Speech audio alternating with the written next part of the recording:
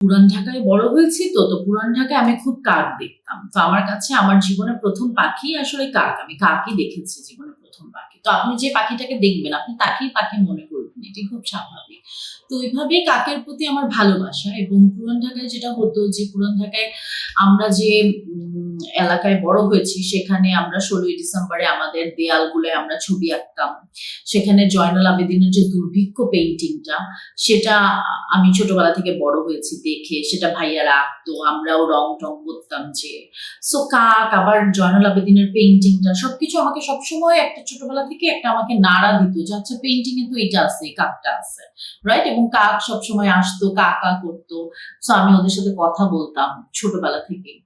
তো ওইভাবেই কাকের সাথে আমার সম্পর্ক। তারপর যখন আমি বড় হতে থাকলাম, আমি আবিষ্কার করলাম যে কাক আসলে একটা খুবই একটা মানুষের কাছে একটা মানে কি বলবো?